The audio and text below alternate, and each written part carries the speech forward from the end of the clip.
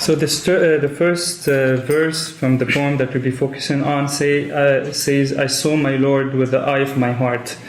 So Hallaj here starts with the word ra'ayt, I saw. Seeing is not the same as feeling. Seeing requires to witness something, to see something. It is not like we say today, I see, but in reality we mean I feel. This is a vision. He's talking about vision here. He's talking about the faculty of sight. And what is the object of this seeing? The object is the Lord. The Lord or God, but here the better translation is the Lord, because that's what the Arabic is saying. But you might ask, how would he see the Lord? Why there is nothing like the Lord? I mean, at least in monotheistic tradition, there is this idea that nothing is similar to the Lord. Here, the Hallaj is talking to us from a certain station of the Islamic faith, and this is called the station of Ihsan, or the station of excellency, and it's the pinnacle of the Islamic faith as understood from the traditional perspective. And this station of excellency is defined by Prophet Muhammad as to worship God as if you see him. And if you do not see him, then know that he sees you. So Hallaj here is signaling from the start that he is not talking from the exoteric point of view. He's talking from an esoteric, internal perspective, telling us that I'm talking from the station of spiritual excellency. And he already knows that people will not like whatever he's saying, and he adds that I see it with the eye. I see the Lord with the eye of my heart, not with the eye of my not with my physical sensory eyes. So that means that Hallaj is telling us that his insight or his spiritual eye has been opened by the Lord for him to witness the divine. So that means his insight, his vision, his internal vision has reached the Creator. That means that he annihilated himself, he extinguished his whole being, he extinguished all of the creation to witness the Lord.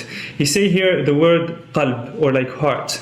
The heart is able to witness and see and visualize what the eye cannot. It is like the mother. The Shaykh gives the example of the mother. The mother is able to see what her kids are going through and guides them after this.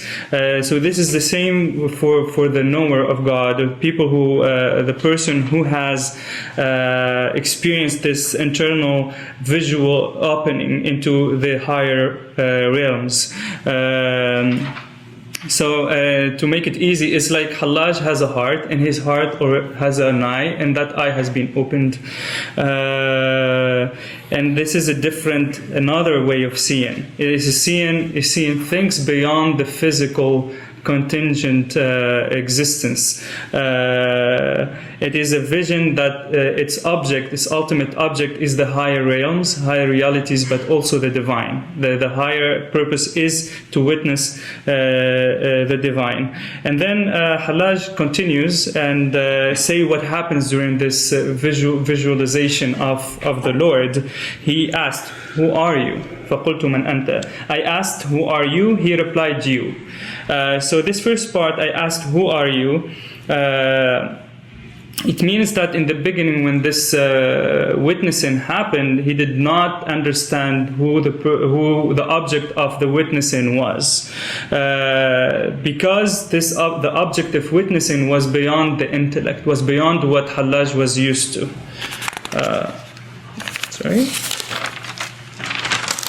So Hallaj explained to us that he became ontologically poor. He forgot his knowledge, he forgot everything that he knew, and made himself poor, ontologically poor, in front of this higher truth that has been revealed to him that he was not accounted with. The second thing that happened after the witnessing is that here we have he involves the faculty of speech. He says, I asked. Here, after the witnessing comes the speaking. It is a question. It is through this faculty of speech that al-Hallaj is seeking to understand this vision that he has.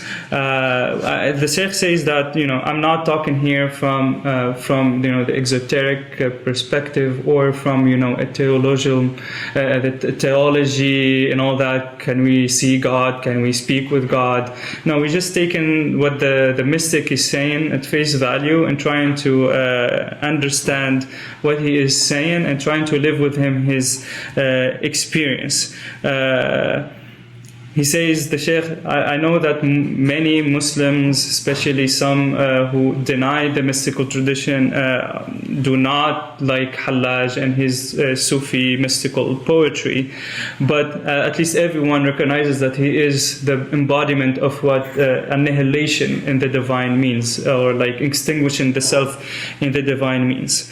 So here, after the witnessing, there is kalam, there is speech.